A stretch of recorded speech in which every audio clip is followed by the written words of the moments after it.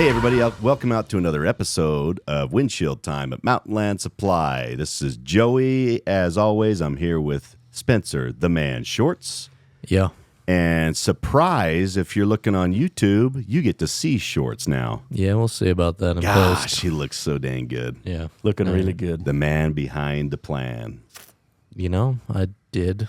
And I'm not even going to limit you words now because you're on camera. Oh, I was going to say, actually, that. Yeah. I'm like, you can't stop me now. No, I'm no. on camera. I can say whatever. You do whatever you want. Can I yeah. say something about the Sure. amount of words? So I'm Well, sure. hang on. Let me tell people that please. Dr. Wes Shaffer is with us today. Yes, thank you. So now keep going. I'm sure most of the listeners, probably 80% of the listeners, have done what I have done, is reviewed back across all of the episodes, and I have done the math, and on average, words that Spencer has been able to speak over the podcast have been 5.5 words on average per podcast. And so I applaud his commitment and courage Yeah.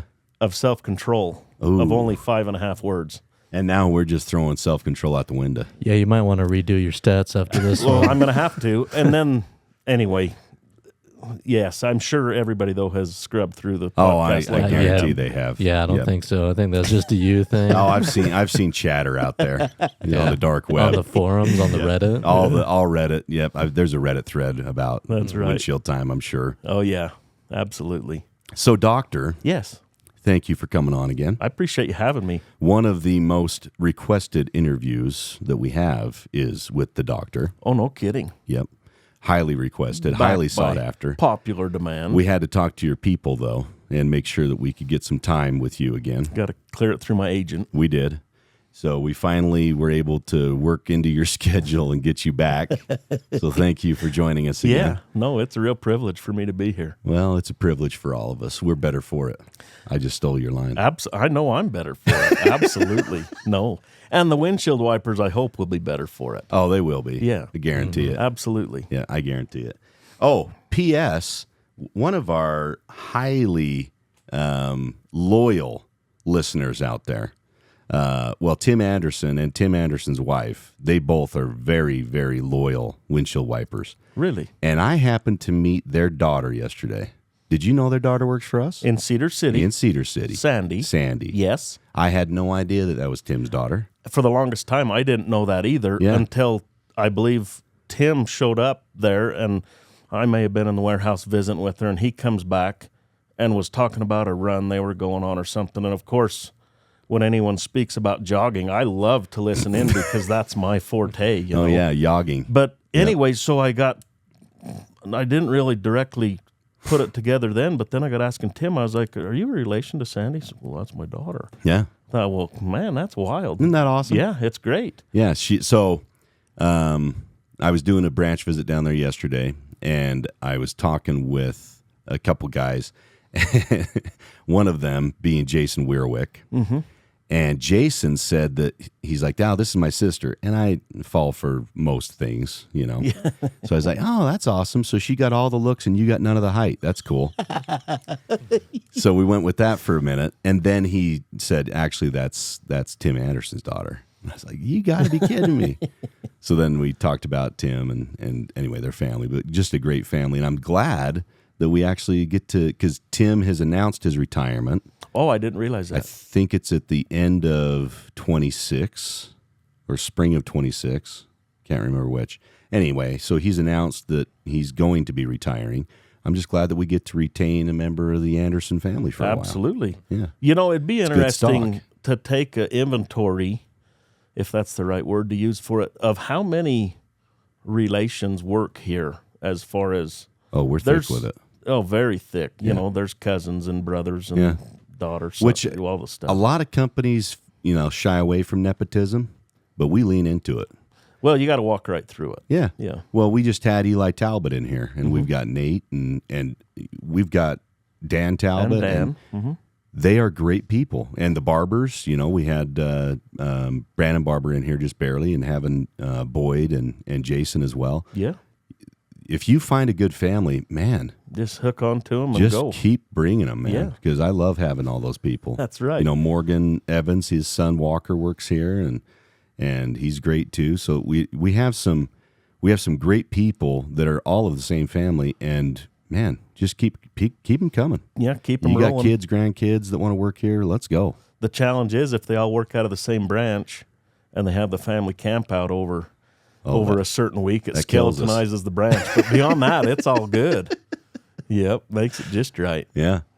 So tell me a little bit about what you got going on these days. So lately, I've actually been working on, let me, I guess, back up a little bit.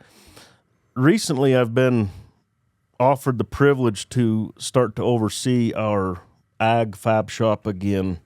And included in that, we've got 10 service trucks that are on the road and 12 service techs. A couple of them stay in the shop mainly. They jump in occasionally and go help in the field as well. But so we've got those guys. And as part of the fab shop, which is currently in Spanish Fork, we have HDPE fusion machines that our service techs use on jobs, whether they're on farm doing some HDPE fusion. But we also offer to fuse jobs on a bunch of waterworks type of jobs that we do those fusions. And directional drilling jobs. Yes, yep. And there's quite a bit of that goes on. And over the years, we've accumulated several machines, these HDP fusion machines that are quite expensive. And when a contractor, whether it be an excavator, some guys up on Forest Service that are putting in water lines for their cattle and stuff, they don't want to go buy one of these machines. And so we started renting these machines out. And I believe it started when the machines were housed at MLAG. And that program worked kind of. It got a little bit, it was really up to whether it be the branch manager at MLAG but also the salesman to kind of keep an organization on that. And it really wasn't that organized of a program.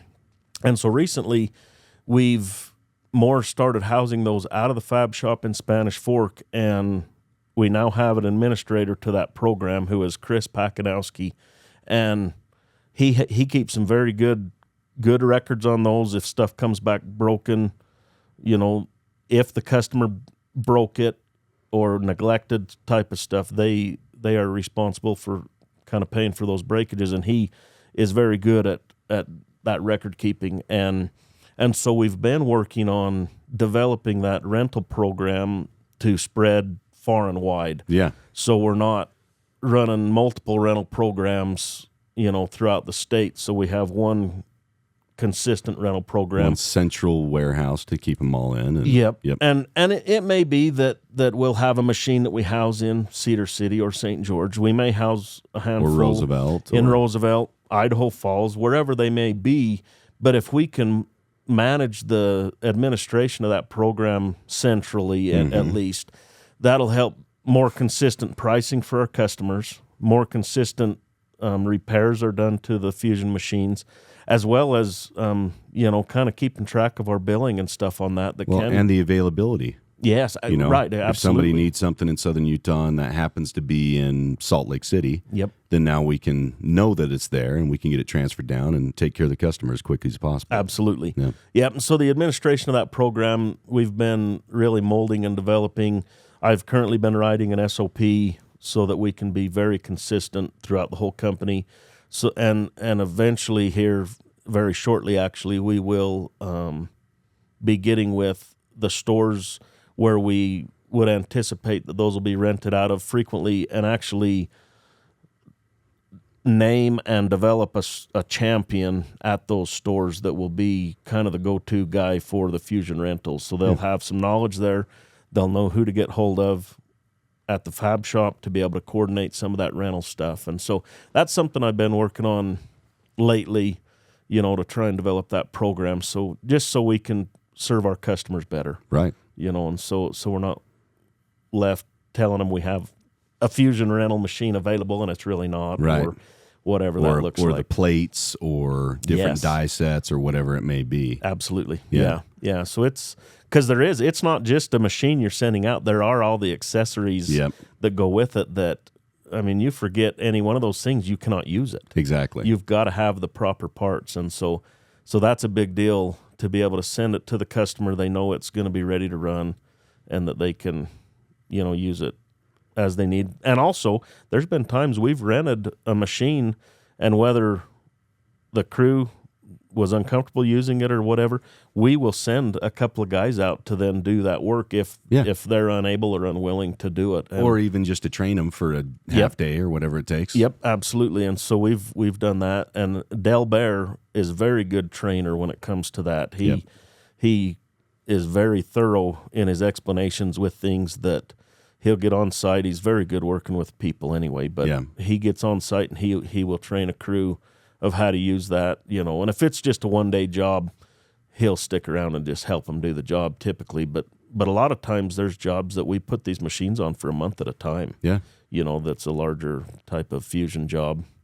So as part of this effort, there's likely some machines out there that haven't been documented or that are, they're still running in a different program, that's branch-based. Yep.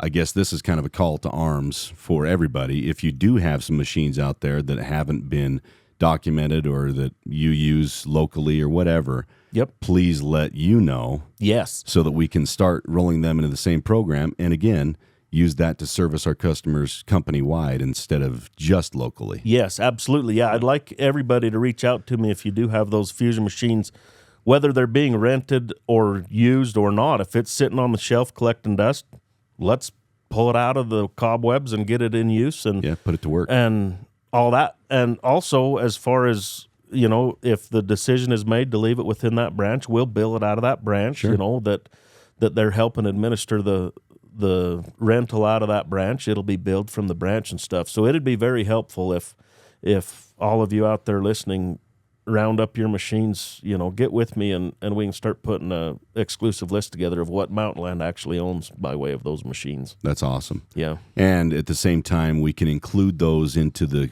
fleet, so to speak. Yeah. And we can help to administrate the maintenance of those machines too, because there is maintenance that has to be done periodically. Well, and I think part of a benefit having our service crew scattered throughout the state, they've got fully outfitted service trucks that have all the tools you could imagine on them. They'll come to that machine and make necessary repairs, so the store's not left wondering who's going to make that repair and all that. We'll send a guy out and we'll get it fixed up. So I think it really mold into a great program. Oh, I totally agree. I love it. Yep, be a pretty slick deal. What else you been working on? Anything else you want to talk about? So some of the state funding. I know the last time we put a podcast together, we talked about the state and federal funding. State funding was looking strong. I think this last round that they awarded the recipients of that, the first part of June, was around $70 million they turned loose. Jeez. And that state program, to kind of remind everybody, it pays 50% of the project. Yeah. And on that deal, we've got a lot of projects coming up this fall that we'll do with that. All the ag outside sales crew has been busy putting quotes together and kind of finalizing some of that stuff, getting ready for the fall time. And it typically seems, I think, a lot of the guys that were growing grain in the season, in about late August, we'll start putting those pivots in. But the bulk of the guys that are on alfalfa or corn, it'll be probably October 15 and beyond is when we'll start doing those projects. So I think fall time's going to be busy for us there. Crop prices, though, are not strong right now. Hay price is still very low. Corn price is not looking good, but cattle price is up. So a lot of our customers that are cattlemen are some strong buyers right now that are looking to improve some of their stuff and be able to get into that. So we're keeping a close eye on our ag commodity markets, kind of to see what that does. And I think, we get into the first quarter of next calendar year that those prices will start to turn, primarily because with the low price, people take out hay because there's no money in it. They're putting other crops in. Yep. And so it'll equalize itself with those commodity prices, but we're keeping an eye on those. And I think even into this fall and then into next year, I think it's going to be a strong irrigation equipment sales year for us. Awesome. Yep. That's very cool. Yeah, it's going to be great. How many irrigation guys do you have out there? Outside sales Outside people? sales, there's 6. Yeah. We have one that's a part-time outside sales that he is strictly Ritchie water troughs. Yeah. Dave Anderson out of, I think he lives in Paris. Preston. Oh, yeah, Preston. In Preston. Yep. And then the rest of the crew, there's 6 that we have scattered throughout the state that are full-time. Yeah. Of course, primarily selling pivots, but we've been diving more into grain bin sales. Yeah. That's been strong. Basically, Salt Lake North, we've been sending a bunch of quotes out on grain bins. Which brand are we selling? 2 brands. There's Sioux Steel and Scafco, which is one company, but Sioux Different Steel levels. purchased Scafco a few years ago, and so we've got access to sell both of those brands of grain bins. But also within Sioux, they offer all sorts of cattle handling equipment, squeeze chutes, panels, feeders, that we've started to get into a little bit of those. They'll even sell a complete roping arena. Really? All the panels and everything. Yep, they've the got it all chutes. set up, the chute and everything. You say, give me a roping arena, and they'll send you basically a kit on a semi. And Really? Yep. That's they'll awesome. Put it together that way. It is pretty slick of a deal. One thing that there's been a lot of folks interested in on the grain bin side of things, they offer a grain bin gazebo kit, that you can put in the backyard and, put your barbecue grill underneath or something, kind of have parties. But Oh, that's cool. so that's been something we've been quoting a handful of, is those gazebo kits, to more for show. It's certainly not for I've seen them. They're any awesome. storage. They're cool really looking. cool. Yeah, they're really awesome. They Yeah. really are. Yeah, so if you guys are out there and you have neighbors that, run horses or cows or whatever, and, just listen and have a conversation with them and ask them, hey, what are you doing for chutes? What are you doing for panels? What are you doing for grain bins? Would you be interested in a quote?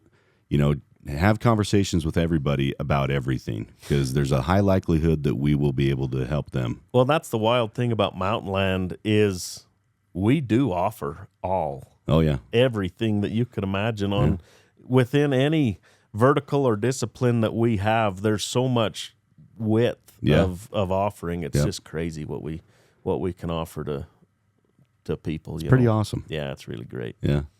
Cool. Yep. Well, thanks, bud. I know you got to Yeah. get on the road. You got to head to Roosevelt Yeah, I'm today. going to go out to Roosevelt, spend some time. Should be good. Appreciate you having me today. Well, always. We'll do it again. Why not? I don't know Just why as we well. wouldn't. Shorts, you want the last word, bud? Yeah. Have fun in Roosevelt. I will. Thank you. I miss it already. Do you want to go? No. Okay. He doesn't miss it that much. No, I got things I got to do, but All right. I'll come visit soon. He's got some editing he's got to do. There we go. He's got a lot of editing. Get he's gotta these do. babies So posted much to editing. YouTube. Yeah, he does. Well, thank you again, bud. Yeah, And appreciate travel it. safe. Okay, we'll do. And Shorts, thank you. Thank you. Love seeing your face on the camera. Yeah, it's the only time you'll look at it, huh? No, You'll have to do this more often. over and over again. Yeah, I think we got another camera. Oh yeah, So- we got one. We're gonna have his This will be face a everywhere. common thing. This is the first of many. Yeah. That's right. And then I'm going to just edit some thumbnails of me and Joey's face, The real for the trailblazer. YouTube. Oof, baby. Now I we're like talking. it. Yeah. I do watch on YouTube, and I also get on Spotify, so your numbers are probably skewed. And from all my research, I'm sure your numbers are skewed. But, And No, that's good. We watch those numbers like a hawk. Yeah, I'm we sure do. you Yeah, do. we're very We do. worried about that. Yep. Yep. Mm-hmm. All right. Yep. Thanks again, bud. Thanks, Appreciate it. Shorts. And thanks, everybody out there. Enjoy the time. We'll see you down the road.